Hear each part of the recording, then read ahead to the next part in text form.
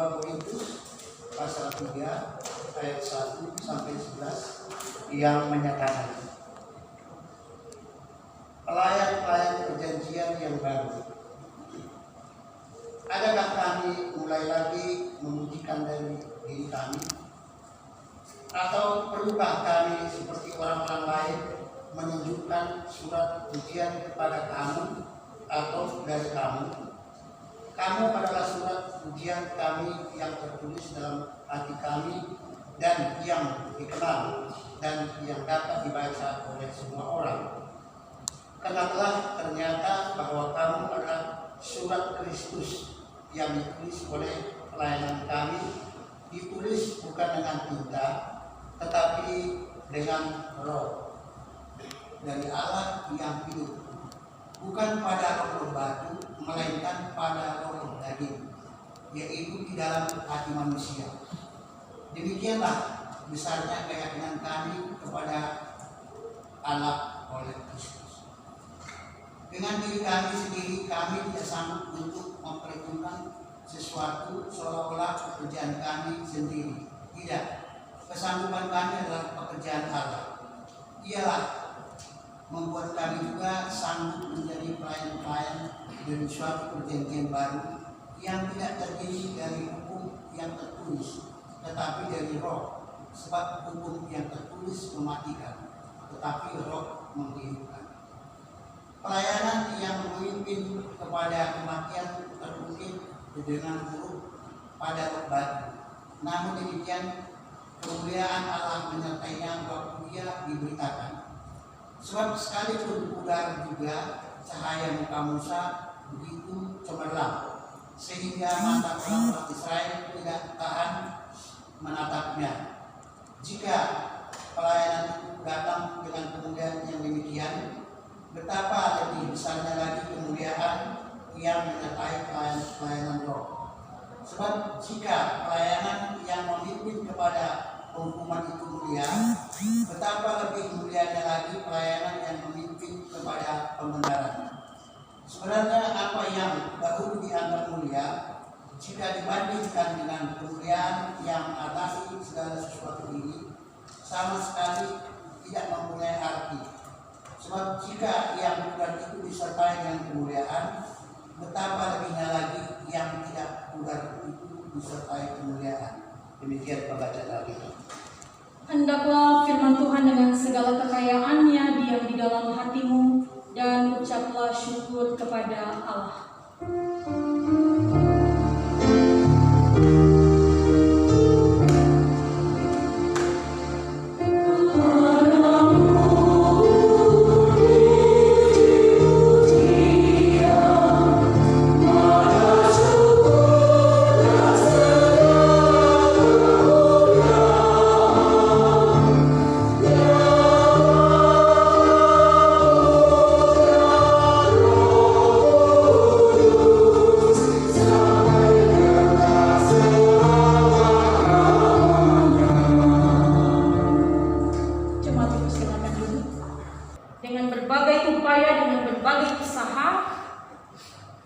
Manusia mau melengkapi dirinya supaya dia diakui oleh orang, baik itu wawasan, baik itu pengetahuan, apapun dilakukan supaya mendapat pengakuan diri bahwa orang ini mampu.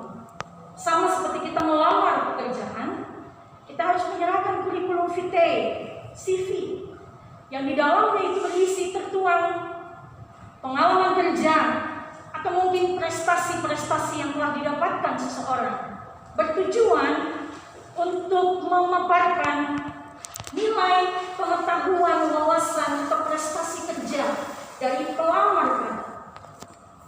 Bapak Ibu Saudara yang terkasih, itulah kehidupan dunia. Kehidupan dalam dunia pekerjaan harus ada hitam di atas putih, supaya orang bisa mengakui, ya, dia punya kredibilitas, dia punya sesuatu untuk dibanggakan, untuk diakui, apapun itu. Tetapi kalau kita perhatikan bacaan Alkitab kita pada saat ini, Bapak Ibu, bahwa Rasul Paulus dia tidak memiliki sertifikat, dia tidak memiliki kurikulum vitae, dia tidak memiliki surat pujian yang menyertakan betapa banyak pelayanan yang dikerjakannya. Karena itu di ayat yang pertama dikatakan, adakah kami mulai lagi memujikan diri kami?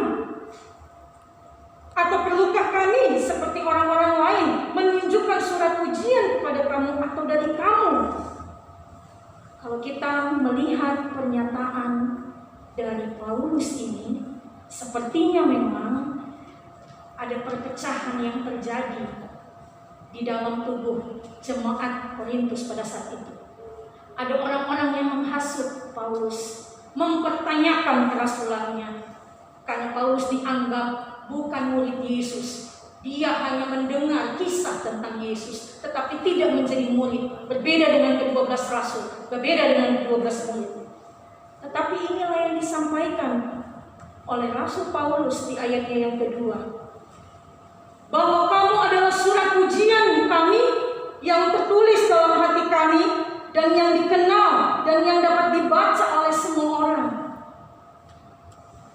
Paulus tidak membutuhkan itu, tidak membutuhkan pengakuan, pembuktian diri, karena ternyata siapa yang dilayani adalah jemaat Korintus yang membuktikan ada buah-buah yang dihasilkan, membuktikan bahwa mereka adalah surat pujian yang tertulis, yang dibaca oleh semua orang.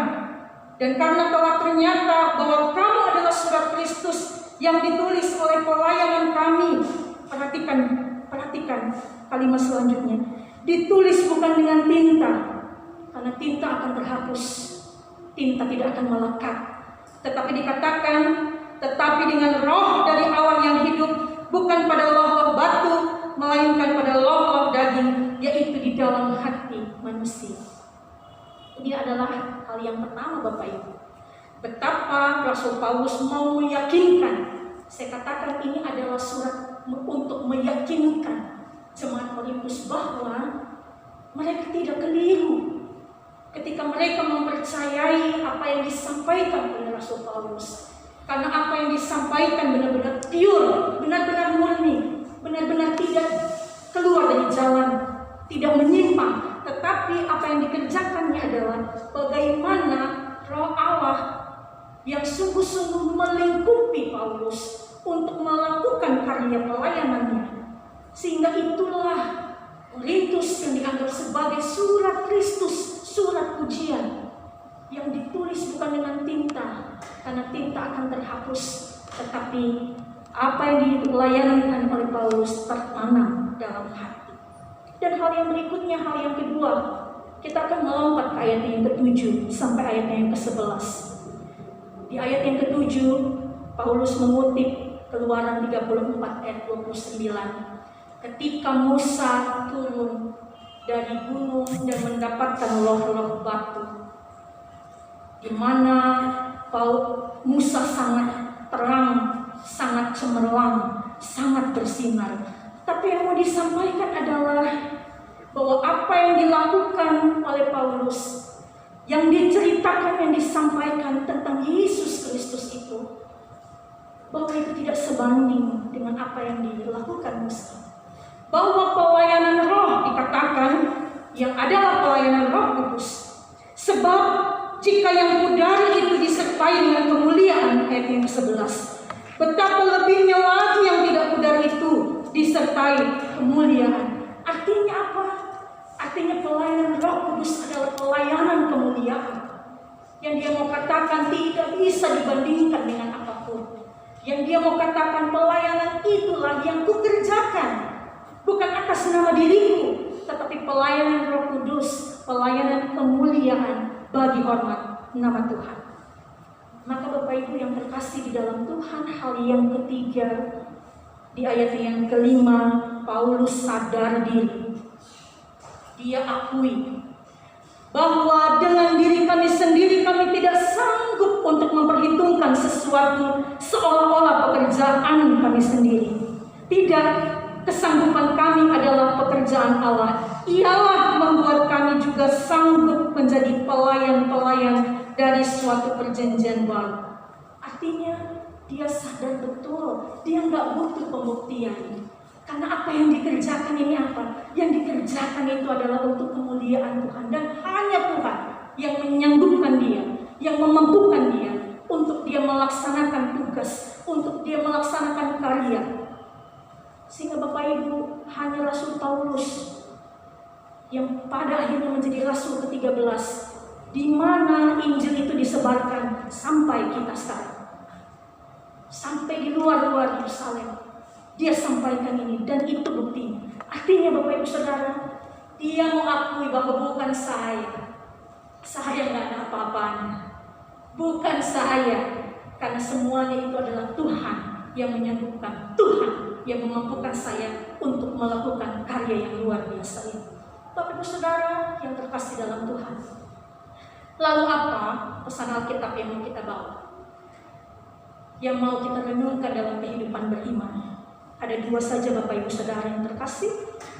Hal yang pertama, Rasul Paulus nggak punya bukti secara tertulis, tapi dia punya bukti, dia punya buah-buah yang dia boleh lihat dari kehidupan jemaat di Korintus. Maka sebenarnya saya dan Bapak Ibu sekarang adalah surat Kristus yang terbuka. Saya dan Bapak Ibu adalah surat Tuhan yang bisa dibaca, yang bisa dikenali. Melalui apa? Melalui tutur kataku, melalui tingkah lakuku, melalui pikiranku, melalui perbuatanku. Saya mau ceritakan salah satu buku, kisah dalam buku The Chicken Soup of the Soul. Mungkin Bapak Ibu pernah mendengar, Bapak Ibu pernah membaca. Ceritanya ini tentang seorang anak kecil. Dia sedang memilih menu di depan toko es krim. Lalu kemudian dia masuk, menghampiri sang pelayan atau kasir yang di depan. Dia sibuk pilih-pilih mana es krim, ada yang harganya 50 sen dan ada yang 35 sen. Dia hitung lagi uangnya, karena uangnya itu terdiri dari banyak sen-sen. Dia tidak punya uang dalam bentuk yang ini, tapi dia dalam bentuk koin. Dia hitung sampai pada akhirnya sang pelayan ini agak-agak dongkol, agak-agak sabaran. Dengan ketus, kamu mau yang mana? 50 atau 35? Lalu dihitung lagi uangnya. Lalu dia bilang, saya mau yang 35 sen. Dengan dongkol, dengan ketus. Ya sudah, kamu duduk di situ dan saya antar. Kemudian dia duduk di situ. Dia menghabiskan es krimnya. Dan ketika dia pulang, ketika para pelayan itu membersihkan, ternyata di situ ada 15 sen. Berarti Bapak Ibu, dia sengaja pilih yang paling murah. Supaya apa? Supaya dia bisa berbuat kebaikan untuk pelayan ini. Untuk dia berikan 15 sen sebagai tip. Bapak Ibu Saudara, itu yang diajarkan Tuhan Yesus. Diajarkan kalau dikasih pipi kananmu, beri pipi kiri. Bukan seperti apa yang diajarkan dunia, ganti mata, gigi ganti gigi. Tapi itu yang diajarkan Yesus. Betapa Tuhan Yesus mengajarkan, kalau kamu berjalan, disuruh berjalan 1 mil, berjalanlah 2 mil. Artinya apa yang dunia ini bilang tidak seperti apa yang Tuhan Yesus ajarkan. Di situ ada kelembutan, di situ ada kejujuran, di situ ada kerendahan hati, di situ ada kasih sayang, ada cinta kasih, ada sukacita. Pas banget Kolose 3 ayat 12-15 yang adalah petunjuk hidup baru kita. Itulah surat Kristus yang mau kita nyatakan buat banyak orang.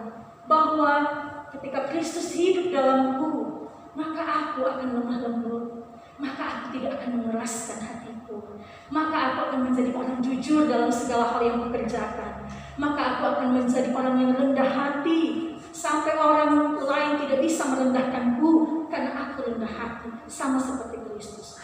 Inilah yang harus kita kerjakan dan lakukan dalam kehidupan kita, Bapak Ibu Saudara. Untuk kita mengerjakan apa yang telah Tuhan Yesus kerjakan. Dan melalui Rasul Paulus kita pun dikuatkan. Di masa-masa situasi sulit ini, apakah kita masih tetap berkarya? Saya mau katakan berkaryalah. Saya mau katakan di mana kita, pandemi ini tidak menyudutkan kita. Pandemi ini tidak membuat lingkup kita menjadi sempit. Tidak, jangan kita kalah dengan situasi. Tapi berkaryalah, teruslah berjalan, teruslah mengabarkan berita sukacita, teruslah mengabarkan berita Injil itu. Karena disitulah tugas kita sebagai surat Kristus yang terbuka.